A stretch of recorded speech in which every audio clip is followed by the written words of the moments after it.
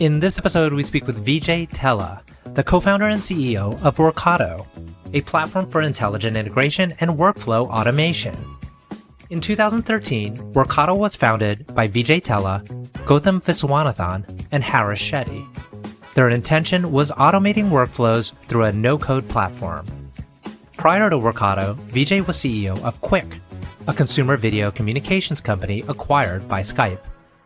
Workato has raised over $400 million and is backed by Battery Ventures, Altimeter, Insight Partners, Norwest, and other notable investors. I'm your host, RJ Lumba. We hope you enjoy the show. If you like the episode, click to follow. Vijay, thank you so much for taking the time to chat with us today. It's a delight to be with you. Yeah, thank you, RJ. It's great to be here talking to you. Your company is well known and it has raised a significant amount of capital. It's backed by some of the most notable investors. Maybe where we could kick off is hearing about what Workato does for its clients. Yeah. So some context for like why Workato exists, right? There's just been huge adoption of all these layers of technology, right?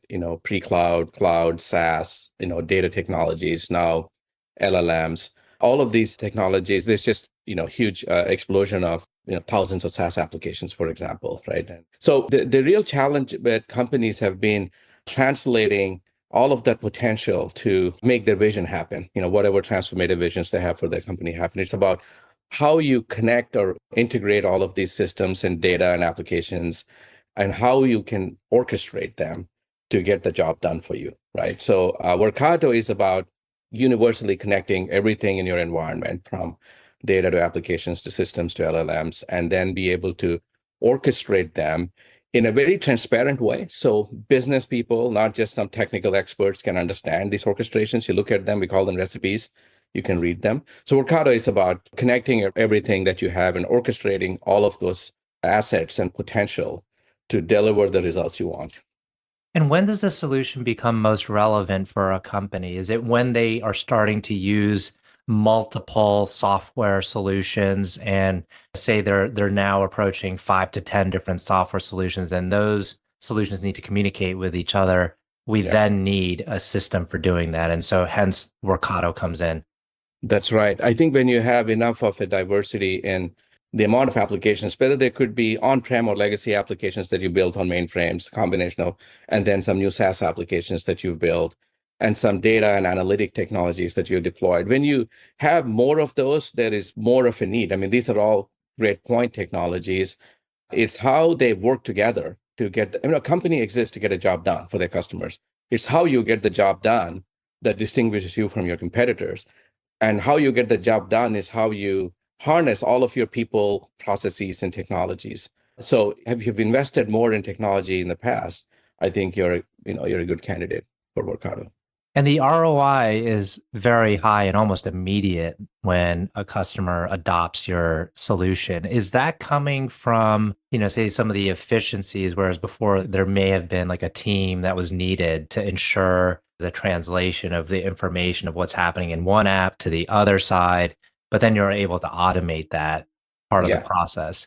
Yeah, so I think the value comes in like actually 4 dimensions. The first is the bottom line, as you're talking about.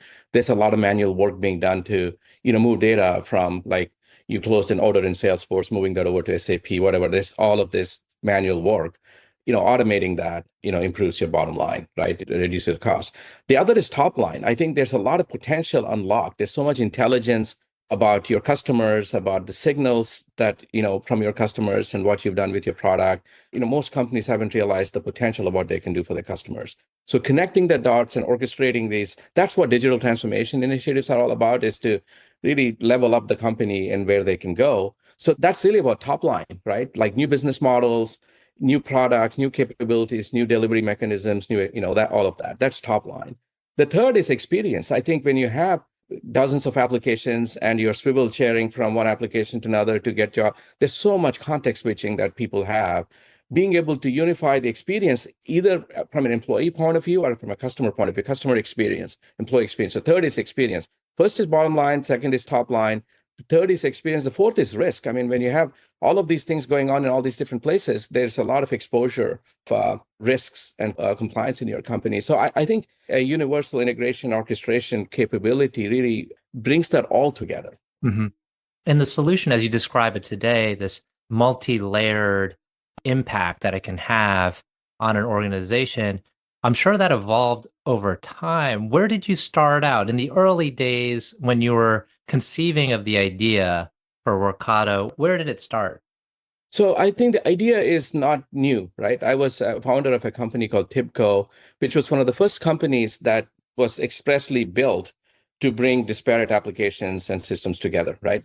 I think what has changed is that the scope of technology, the number of applications, the number of systems, and who's driving the bus. In the old days, in the TIBCO days, it was IT that was deciding which technologies to buy. They would implement it. Now it's the entire team, the business. So I think the idea behind Workato, one of my co-founders, I had done a consumer company, he came and told me like, hey, the integration problem that we solved at TIBCO is a real mess now because now there's just like, orders of magnitude more applications and systems. And a lot of that energy and drive is coming from business teams, not just IT. So we need a different type of platform that can scale to support all those applications, but also be more accessible and transparent across the company, not just for some deep IT people. So that's where the idea for Workato came from. And was it a fairly smooth startup process? I mean, you've brought in some great investors, so it looks like the capital process was there for you, or maybe pre-existing relationships were there. How was the start, given it was your second or maybe other go at starting a company? Yeah. So we're very familiar with the space, except the environment has changed. So we knew we needed a different type of platform. So we had a total belief in the market and the opportunity there and the value of the problem to solve there and the challenge to solve. So we knew that. So we funded this company ourselves for the first 4 years. We were fortunate to have had multiple IPOs and exits under our belt by the time we got to Workato. So we also wanted to do it right. There's a lot of products out there that solve this problem, but don't do it very well. And we didn't want to join the parade of another product that didn't quite do the job. So we really wanted to take the time to get it right. The mission for us was let's actually solve this integration and automation problem for good at a scale that really needs the market needs. We funded it ourselves, we built it ourselves. And then when we got to a certain point in the market with customers, we also wanted to normalize ourselves from a governance and, building a great long-term brand. So we wanted to bring in some of the really amazing investors that have been on this journey so we can grow, not just from a product point of view, but from a company and a business standpoint. So by the time you brought in investors, you had been funding it for 4 years and you were already showing a good track record or some good repeat business. That's right. Given that you are a highly experienced entrepreneur, what do you find to be the most challenging aspect to scaling a company? Yeah, there's a lot of playbooks now in Silicon Valley for everything, all aspects of go-to-market and experiment. It's never been a better time in terms of the technologies that are accessible, but also the playbooks that are available. But I think sometimes we can get caught up in inside baseball in the Valley where we get caught up in all these little playbooks and dynamics. I think it's easy to say, but it's really important to stay super grounded with the customers in the market. There's a lot of tribal knowledge around the problems that you solve that you don't get from this inside baseball stuff.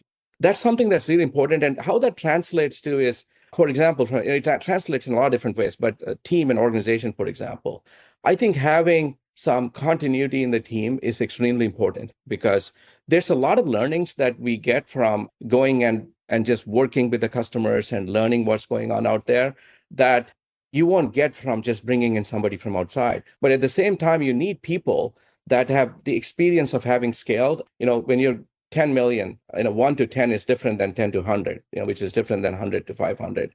So balancing, bringing in some world-class folks that have been on these later stage journeys with continuity, I think you could, over-index on either. That's the challenging part, calibrating that balance. And so your current founding team, were there many legacy relationships there? The team that we started the company with and the team that's here now, the folks in the management team, it's a good mix of people that have built amazing companies elsewhere, but have also been in the space and at Workato for a long time as well. So it's a mix of execs. I think that really has worked well for us. Mm-hmm. Now, when you were in your younger years growing up, did you already show signs of being an entrepreneur? Well, I did a couple of startups and then I ended up at Oracle for a brief period. It was when I went to Oracle 15 years into my career, that's when I realized that what I really like doing is building things from the beginning, right? Like taking an idea, building a team and making it happen. That's what I was doing the first 15 years of my career. But it was only when I started doing something completely different, the clarity came.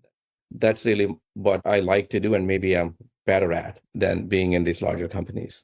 And did you find that by being in that environment of Silicon Valley, it aided in you being a successful entrepreneur?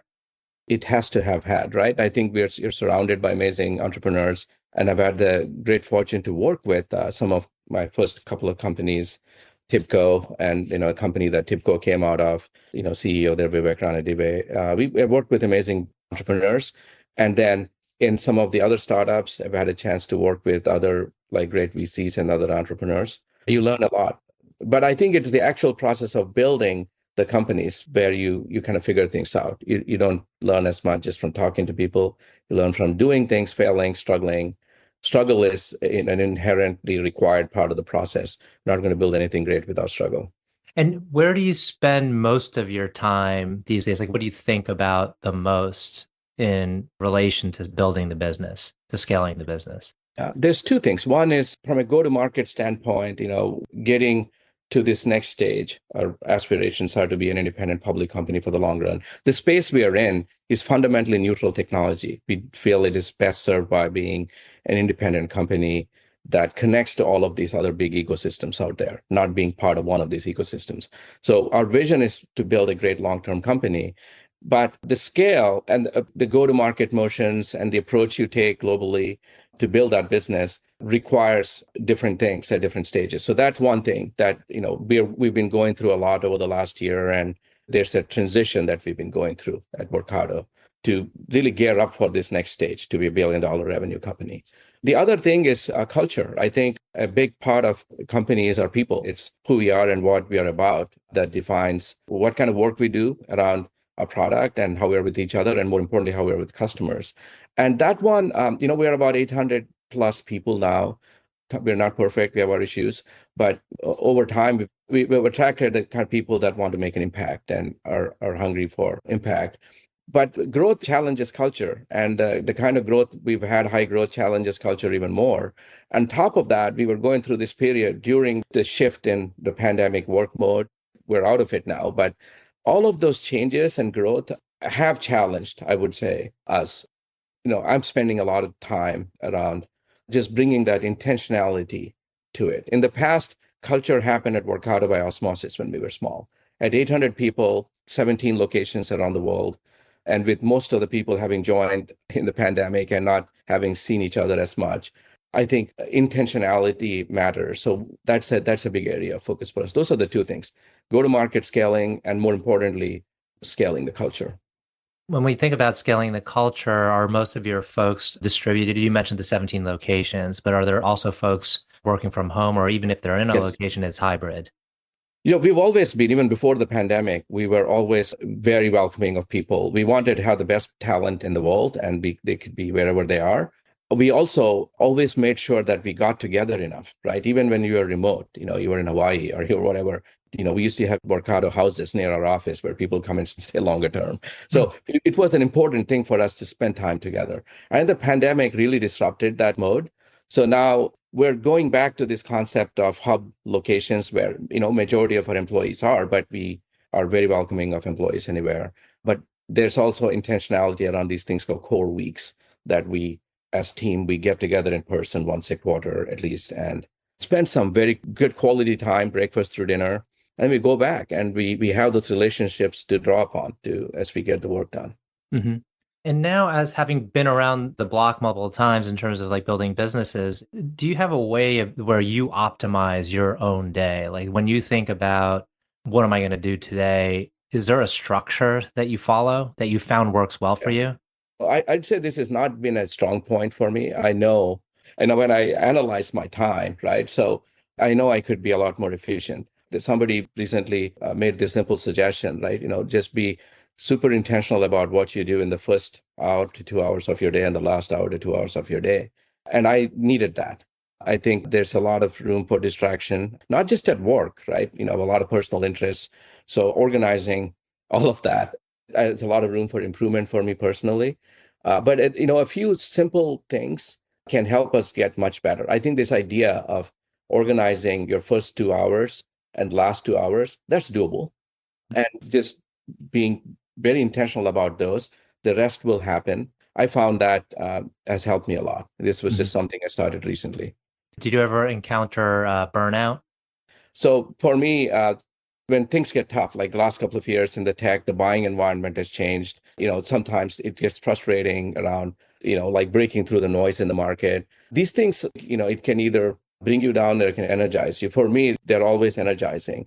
It gives me a purpose. I think if things are really good, then they're going to be better people for running the organization. So I think of CEOs as like wartime CEOs and peacetime CEOs. Probably not a great peacetime CEO, right? I think, fortunately right now with all the changes in the market, there's enough challenge. So I love that. We're coming up on time. I do have two final questions. One is, can you tell us about a person who has had a profound influence on you? Yeah, I think I mentioned one, right? I think the CEO of my first two companies, Vivek, we did things at TIPCO. We invented a new category. We did it in ways nobody had done it before. And he too comes from India now. Like, in those days, the CEOs from my background were not that common. Seeing how he went out building an amazing company and brand and culture has stayed with me. The other person I would say is my boss at Oracle, Thomas Kurian, who runs the CEO of Google Cloud now. He's maybe one of the smartest, if not the smartest person I've ever worked with. I mean, he's just an incredibly high IQ person, but he was also the hardest working exec that I've ever worked with. And that was mind blowing for someone that is that smart to work that hard. I think a sort of a more like an accessible example is Steph Curry, right? He's like the best shooter that ever lived, but he has the hardest and most demanding off-season routine that he does back in North Carolina with the coach. And why would somebody who's like the best that has ever been has to be the one that is working the hardest? That's been an inspiration for me. Nobody is going to outwork me. We're going to be thoughtful about it. We can bring whatever our God-given intelligence we have, but I think just being humble enough to just put in that time is important. So yeah, I would say those two have been quite impactful. Excellent. Last question. Can you tell us about a charity, cause, or other endeavor that you're passionate about? Yeah, I think one of the things my wife and I have been very passionate about and involved with for a very long time, right? I think when TIPCO went public in 98, we created a family foundation. Essentially, we have a third of our assets in that. Like, the same thing is going to happen with Workato. That's been the best thing I've ever done. I think our passion was giving underprivileged kids a chance, especially girls in India, right? I think our focus was India. Given the size of our foundation, it was very focused in the area, the region of the country that I came from, around education, around girls, and giving the underprivileged kids a chance. I think we're passionate about fairness and equity, and like everybody, every human being deserves a chance to achieve their potential. So our foundation has been very involved in supporting schools, building schools, supporting orphanages for boys and girls, but there was a stronger emphasis on the girls. They're even more at a disadvantage in these developing countries. So just being involved in that for 20 years has been one of the most rewarding experiences. And I think something that I hope to continue to build upon as we finish out my career. Fantastic. Well, Vijay, I want to thank you again for taking the time to chat with us today. This has been a wonderful conversation. Yeah, thank you. Thank you, RJ. It was good catching up with you.